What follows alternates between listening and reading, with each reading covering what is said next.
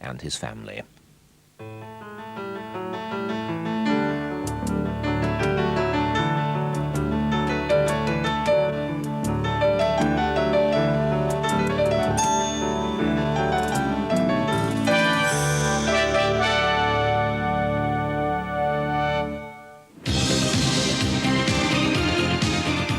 Everyone knew him, just know him, like, even if he only met you once, like, if you walked across the street, he'd wave out, shout, all right, yeah. Everyone liked him, he's a likeable guy. He's always fun to be with, he enjoyed himself. Yeah, it's the kind of bloke you want to be with, like. When I look back upon my life, it's always with a sense of shame. I've always been the one to blame. Darren Lillywhite grew up in Cranley in Surrey, surrounded by his family and a gang of school friends.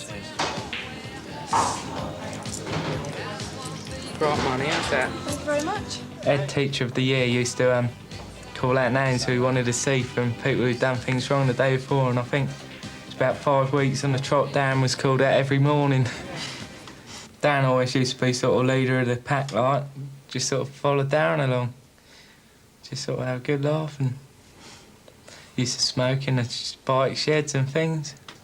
Even when we were out of school, we used to just sort of get up the same sort of things, you know, the old games of knock down gingers and wrecking things and just generally being a pain in the nuisance. Meeting in local places. There was a big group of us, you know, about 14 or 15 of us, and we just used to do whatever come to our minds. He was quite a hit with the girls. You used to have a different one every week, Yeah. different girlfriend every week. One of the boys, definitely. He used to go round with Sean and all that, getting into trouble, especially at school. But he didn't really, I mean, I didn't, you know, get involved with that. He was quite normal when he was with me. But when he was with his friends, it was a different matter. I found out things that he's done with other boys that I would have gone mad about. Pranks he's played and things he's done when he's gone out with the boys is where he's been. When we were on holiday, he stayed out all night one night, which I was cross about at the time. He was with a gang of girls and boys, so I'm just glad he did it now. Darren had sort of passed his test a few weeks before the holiday, and he had his own car, and it was a great holiday, wasn't it? And of course, that's where he bought the other car that he actually smashed. We were on patrol on a 6 p.m. to 2 a.m. shift, and the call came out over the radio that there was a serious road traffic accident down at the roundabout at the bottom of Park Barn Drive. Barry and I couldn't really believe it because it was only a matter of seconds that we had come across the roundabout. So we turned the car round and we came back, and it was as we came round this left-hand bend here that we saw Darren's car in the middle of the roundabout on its roof.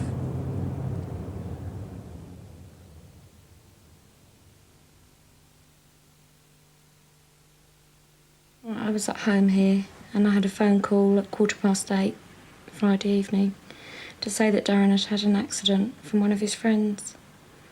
And I asked how bad he was, and he said he didn't know. He'd just been taken to hospital.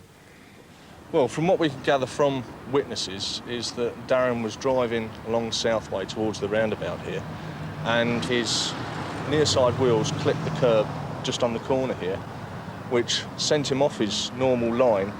He caught the curbstones here on the Keep Left Island, which catapulted his vehicle up into the air, and it came or spun through the air and landed nose first on the roundabout, then rolled over. And during that, Darren was thrown from the vehicle.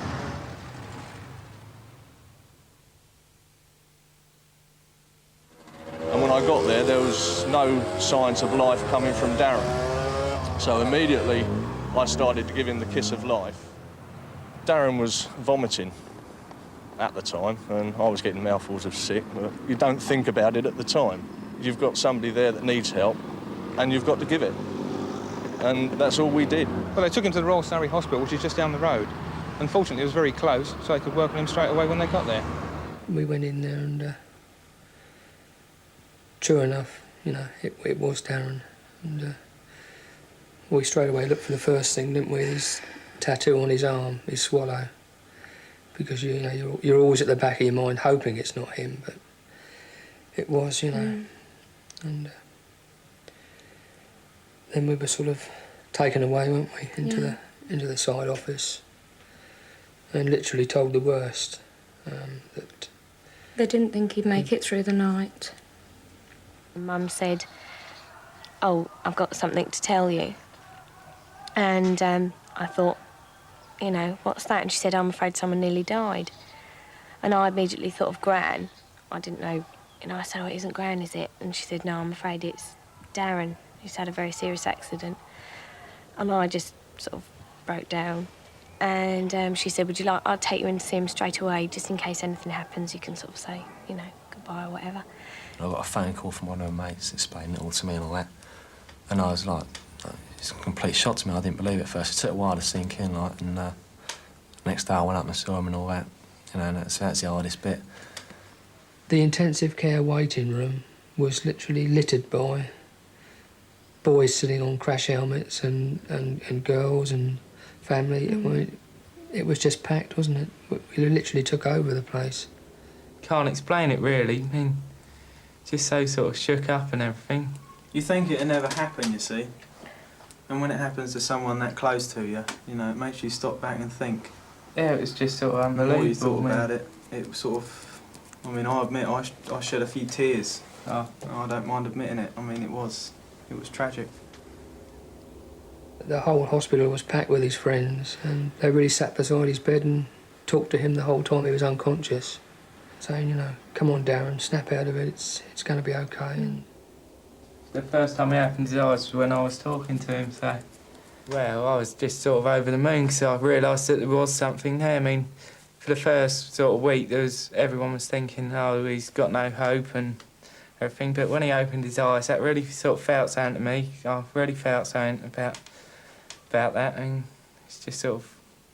It's just something that he actually done to me, like, he just opened his eyes. I mean, that was everything. I know I went out in the road screaming for somebody to have the children so that I could get in there. And we went straight away, didn't we? And he didn't open his eyes again until the afternoon. And he said, where was he? And we told him he was at the Royal Surrey. And he said what had happened to him. We told him he'd had a car accident. And he said, have I killed anybody? And after that, he just shut his eyes. The tears rolled down his face, and he was unconscious then until the next day and came awake. The Royal Surrey Hospital helped to save Darren's life, but he was paralysed from the neck down. He was just 17, and he could do nothing for himself.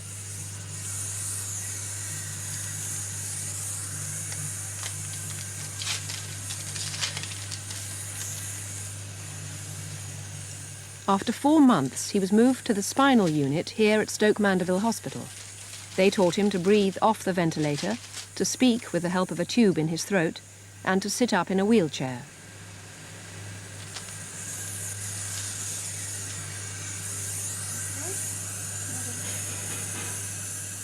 That was 8 months ago. Now, 4 or 5 times a day, he is given suction to keep his lungs free of mucus.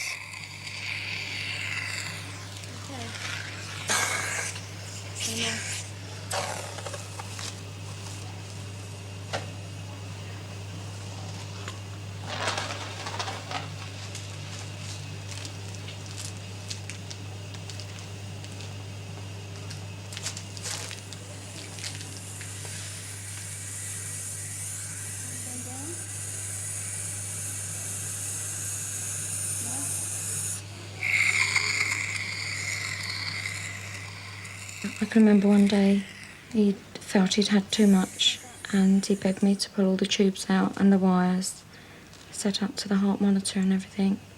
He just said he couldn't take any more and he just wanted to go off to sleep.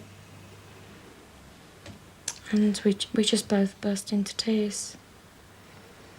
And I just talked him through it, you know, and told him that, you know, he's got to get better. Really. Well, we literally said, didn't we? No matter what you are, you know, we've just got to try and accept it. You know, it's happened. Nobody knows why it happened. Nobody knows how it happened, but it happened. And the fact was that he was alive, and his brain was functioning, and no matter what happened, he was just not allowed to die.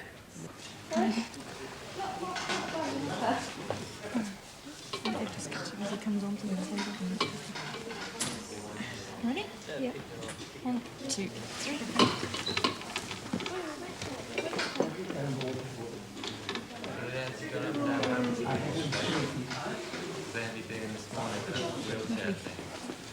Give me a little towel. Well,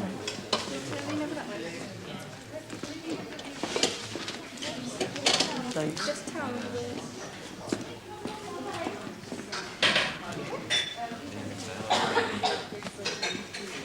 Right, thank you on the cars last night. It wasn't till sort of a couple of months went by, was it, that they realised that there was going to be some hope. Mr. Gardner came down and met us and went and saw Darren and took us on one side and said what were our long-term plans. So we said, well, you know, our plans was to get Darren home. He said, are you sure? So we said, 100% sure, you know, whatever, however he is going to be, he is coming home. No ifs, no buts. He will come home. And at that stage, I think that was when sort of Stoke Mandeville really took an interest. I suppose because if we didn't want him home, then obviously he would have to think about going to another long-term hospital. But once we were sure, they really took an interest. Right, well, seems better than that, isn't it, still? Seems to, yeah.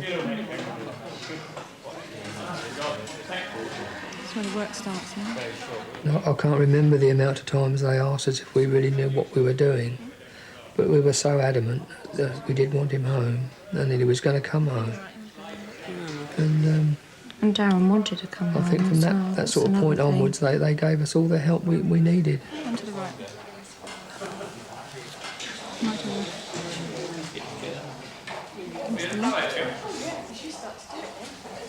And to the left. And to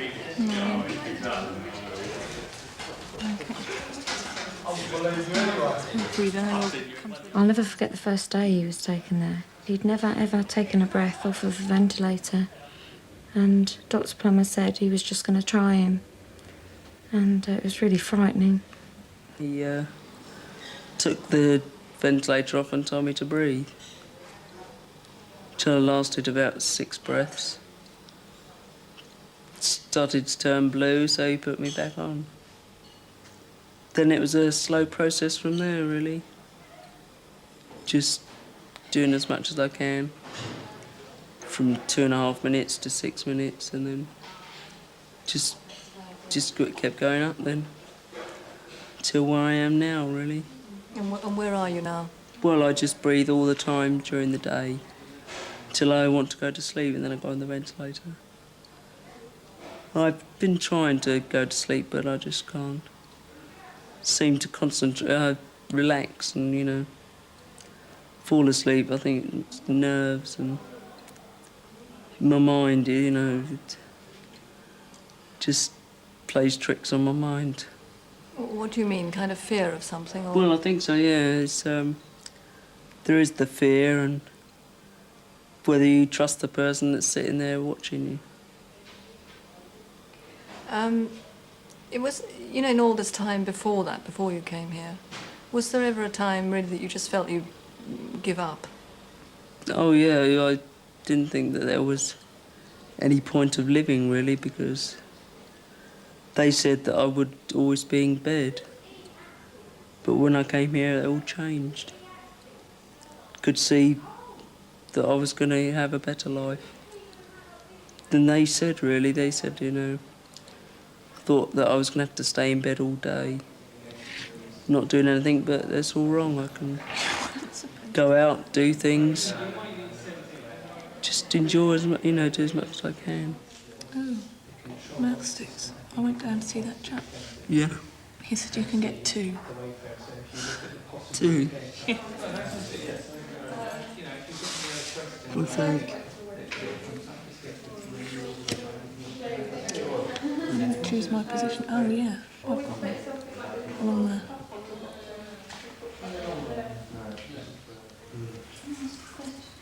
You're stuck, really. He's really quite a special person, as people go. He must have been a special person before he had his accident, but he's very enthusiastic. He's always cheerful. Amazing. I don't know how he does it, but he's always very cheerful, and he enjoys his work. And we call the rehabilitation, it's really work. And he enjoys it. He never fights it. He's keen to do what he can. So really, he's quite a strong character. Right in the middle of the screen, next to the T. Right. Arrow down. Oh. That's enter. He gets frustrated with his inability to do things, but he tends to work on it by practicing. He doesn't get to people, he doesn't shout at people. He's always very polite. But it has been very frustrating for him. It's IBLE. Where's the thing? The first good thing was when Darren first spoke. They put a speaking tube in with the tracheostomy, and his voice was very deep, and he could only say a few words. He'd let the breath come back up, and then he'd speak, and then he'd say 3 words, and it would stop. And the boys came in that night after they'd done it, and as they walked in, he said, "Hello, boys." But they couldn't believe it because they'd never heard my voice. So it's quite shocking for them, as well as for me. So really, for you, finding out that there are things you can do made it... Oh, right. Yeah. It was great, just simple things that, you take so much for granted, just speaking, breathing, Well, in your daily life here, it must get very frustrating at times, doesn't it? The things you can't do. Yeah, it's simple things like scratching my face, itching, just simple things, really. Wanting a drink and I have to call someone. Or something to eat, It's very frustrating. What do you do to sort of sort out the frustration? Well, I just have to grin and bear it, I suppose. You can't... It's no good being bitter about it, because if you can't do anything about it, it's not going to make it any easier. And it's not going to change. So you just have to... I don't know, I just seem to just accept it and just not think anything of it. And then last weekend was a year on the day that I had my crash.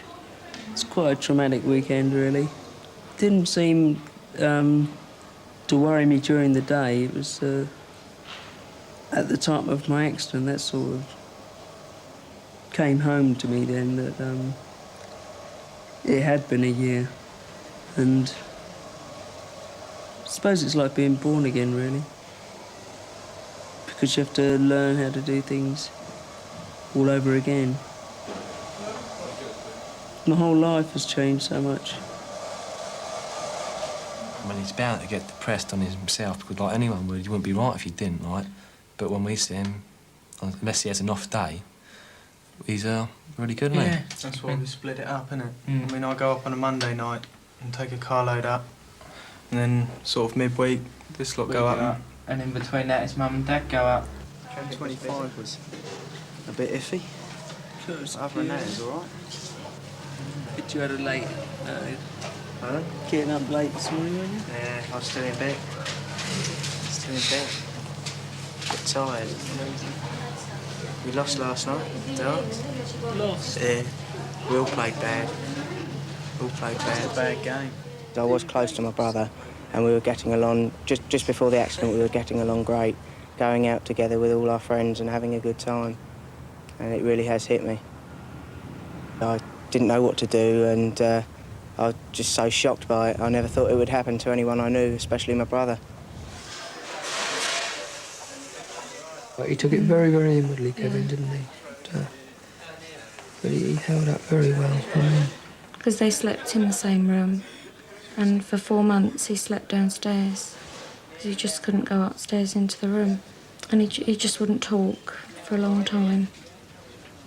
But he never gave up on Darren, though, that's the thing. No, he just sat beside his bedside, didn't he? You know, saying, come on, mate, you're going to pull through. And... Not too good. Get rid of them straight away. We like going back in old times, just about it, like we always have done.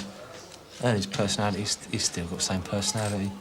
Like, he hasn't changed in a way, has he? No. We can still talk about the same things we used to talk about. If we was going to meet him one night, talk to him, tell him what we've done and what he's been up to, like, and what we're going to do when he comes back home.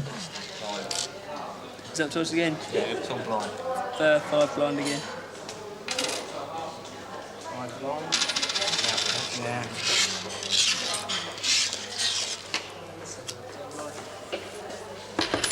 I think one of the main reasons why it's the same is we don't go up there and we don't go, you know, oh, how are you feeling, Darren, and all this. We go up there right and Lil and go in there and treat him as we would have before. I mean, I've had no end of arguments with him, you know, and he likes an argument because he really blows steam out on you, you know, and he's effing and blinding and, you know, you really get him going. Afterwards, I can laugh about it, but it really does get him up.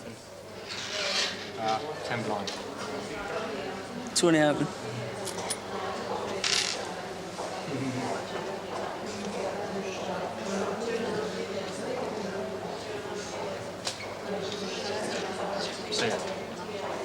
Hi. King. Yeah, you win that one, didn't you? Sorry. Darren just passed his test and we started like driving around different places, getting up to a bit of fun and all that. And there's me, Darren and this other bloke in the car and driving through, I got him in. I just bought a Chinese and I didn't like it that much, so we're driving through the town, like, and there's this bloke and these 2 girls and all dressed up in suits and all that, like obviously going to a nightclub or something like that. So I said to him, I'll pull up beside me and drive a bit slow. He goes, what are you doing? I just said, I'll just do it, like. So I threw my Chinese at the bloke, like, and I got him down his white suit and all that. You know, like, Darren drove off, like, and, you know, put his foot down, like, so he couldn't get our number plate or nothing like that. So we just did get out fun like that. It sounds a bit silly now, like, but it's all part of the fun, like. Hello, it's Marilyn, Darren's mum. Could I speak to Darren, please? My mum, she's been so strong in all of this, so I don't know what I've done without her. She's coped really well. So much to learn, but she seems to have picked it up so quickly and so easily. And now it's all my brothers and my dad's turn.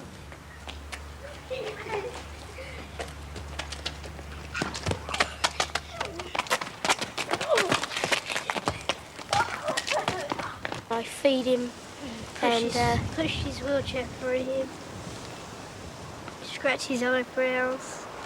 Why do you scratch his eyebrows? Because they get itchy. I see. Then he can't do it for himself? No. What else can you do for him like that? I rub his forehead and rub behind his ears. Wipe his eyes. Well, they want to help as much as they can, but they're a bit young at the moment. I think they're more eager. I mean, they would help if they could, but I think I'd like them to be a bit older before they start learning how to do suction and that. We're going to have to learn to do that. That's probably going to be the hardest bit for me anyway, learn to do that. Why? But I don't know, you can't explain it like but I'm not into all this like stuff like sticking a tube down someone's throat and all that. Probably get about squeamish actually. Yeah, so that's going to be the hardest bit. You know, but other from that, it's all normal. It's all back to normal. All we've got to do is push him down the pub. Lift him up once in a while. Yeah. Take the pressure off his legs and everything. But hopefully in time we should learn how to do all that and just sort of be no different. Take it from there, yeah. Yeah.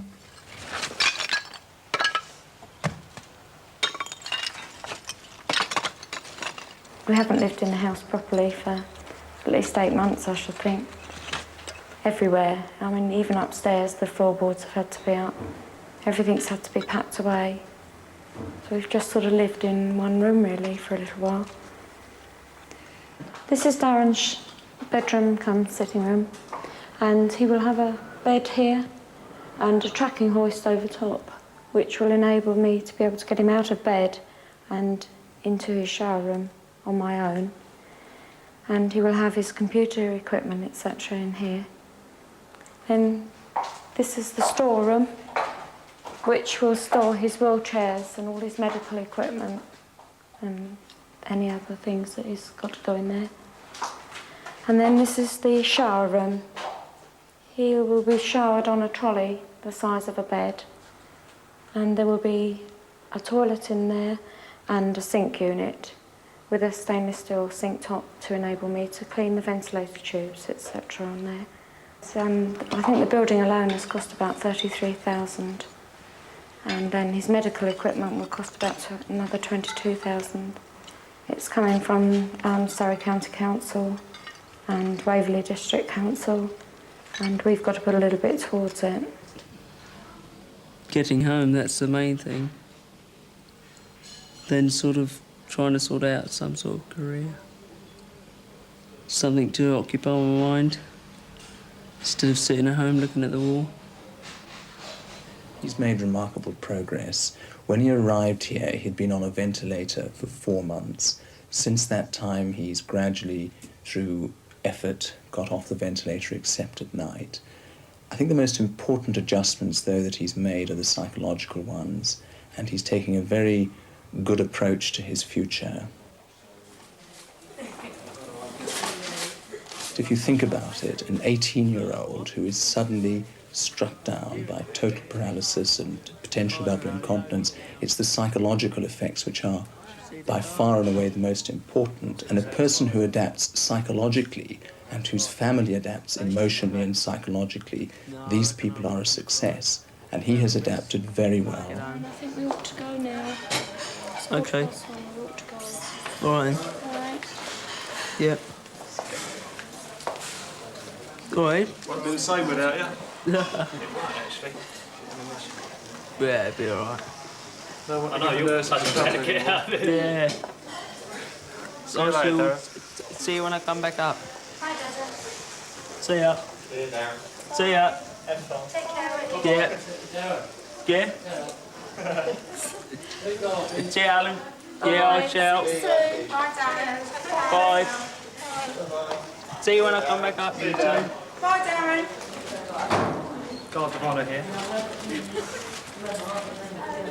Should have the swords up. And when I first met Mrs. Lillywhite and Darren, I could tell at that first meeting that they had what it took. And it's basically love and commitment between the two. And you can see that whenever you meet them, that they do care for each other and respect each other. Bye. Bye. Bye. How'd you feel, Darren? Really great. Hey? Finally going home. He is fairly optimistic and realistic. He expects to return to work. He wants to do that. He's very good at mixing with people, and there is no reason, in my view, why, if he meets the right person, he should not get married. Though on the physical side, things are clearly very restricted to him. Nonetheless, marriage is a question of relationships and people respecting one another and getting on with one another. And I see no reason at all why he shouldn't get married. And if he so chooses, be a father to his own family. Perhaps not biologically, but nonetheless a father in the true sense, though obviously restricted in what he can offer.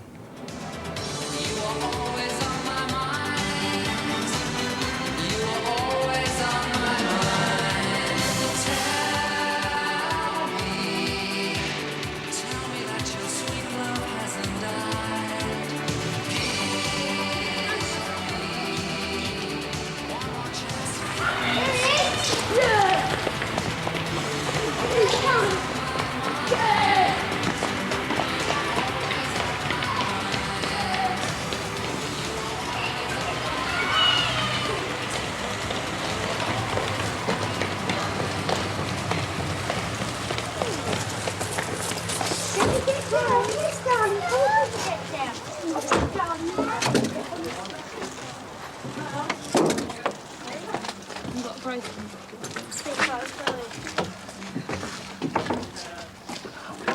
Hello, mate. Hiya. Hello, Darren. All right. Hello, Darren. Hello, Dad. All right.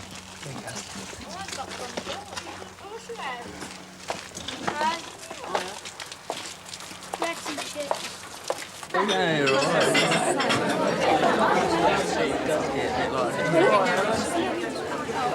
Well, I'm here. Yeah, you're all right. It does get a bit like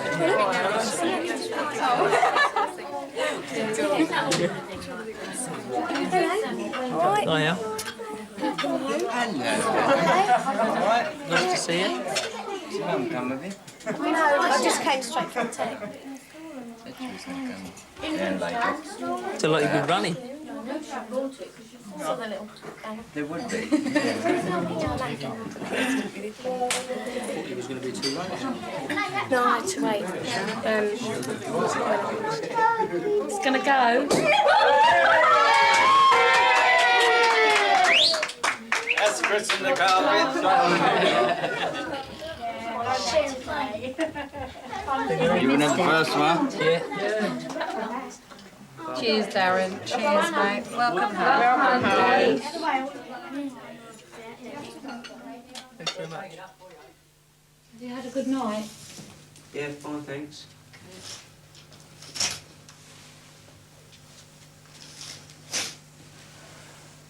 You? Yes, thank you. Good.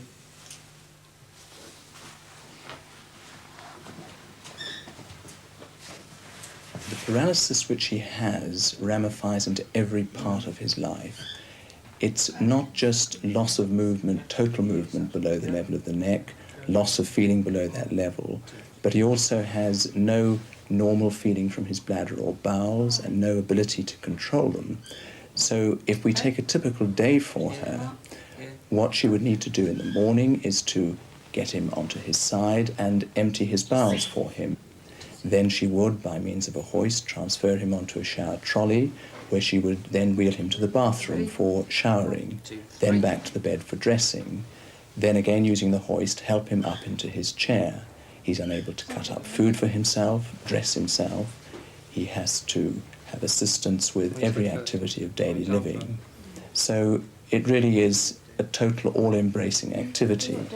Left-handed people are brainy, sounds right. No, God. Don't you forget that. Keck-handed. Don't you forget that. Ready? Up and over. Yep. Okay? Yeah. You're looking good. You're looking good, boy. At first we thought, goodness gracious me, you know, what's a young lad of sort of 18 going to do for the rest of his life? I mean, we never dreamed of all these computers now and even the page turner that we have for him now. You know, I mean, we never dreamt that all those things was available. I think you boys should be looking at this page, really. Why? You? Yeah.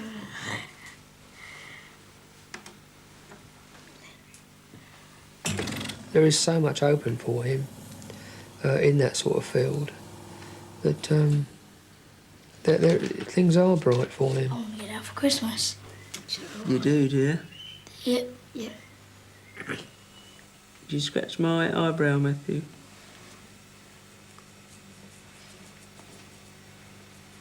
And my left one.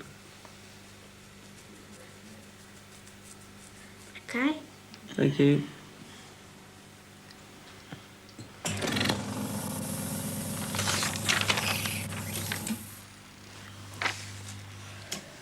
That's it, thanks.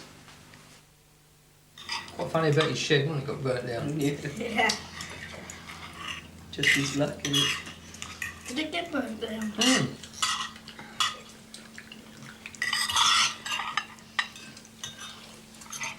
Not as good as hospital food, I bet, is it? Hey? Not as good as hospital food, is it? You must be joking.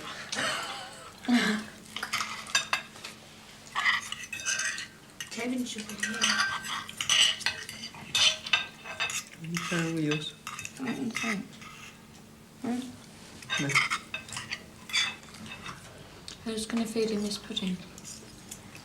Matty, Mark? I will. You do it today and Martin do it tomorrow. Yeah.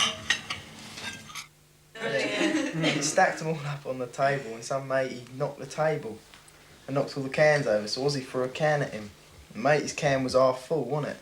So he threw it at Oz, and Ozzy said a few words. And then I got up, and I said a few words, and then the words finished, innit? And it was fists up. I smacked him in the mouth.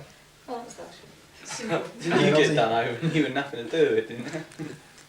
Come back in and it was all hell. Who was it? Who shouted? Oh, Becky someone, wasn't it? I don't know, I can't remember. Worked in the shoe shop in Guildford. He's exactly the same now as he used to be, taking the mick out of everybody and being rude and sort of very happy person, really. And I think he'll cope well. He ran towards me with his head down, didn't he? And I stepped out of the way. You have to start thinking about how your life's changed. It has changed immensely, like. But now, I'm starting to think, like, it hasn't affected me in a way because it's still going to be the same person to me. We're still going to go down the pub and have a brilliant laugh together and all that, and get into trouble, hopefully, still. You know, so all that's an all to me, I think. It's affected me in a way, sort of, I think it's taught everyone a lesson, sort of, driving cars, sort of, just sort of slow down and just sort of, but other than that, he's just sort of a good mate like he always has been.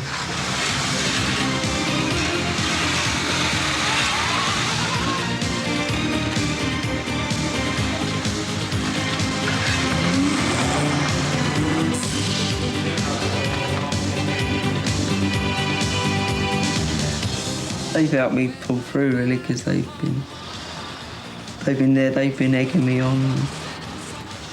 Without their support, I don't know what I would have done, as well as my family. They've just been there, they've been so regular, coming up and seeing me every week, without fail.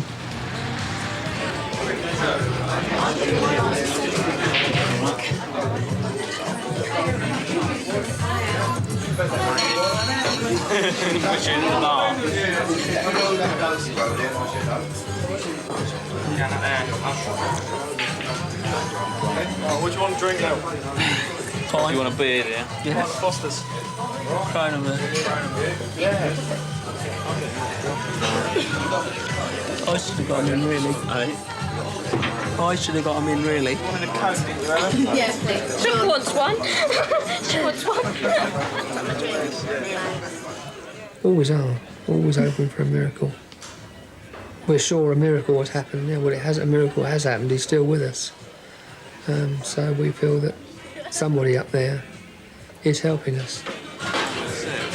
Table just there. Table just there. Yeah. Yeah. Who's driving?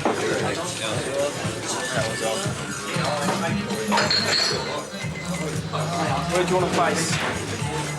I don't really want to sit right by the side of the door. If it's not in the way.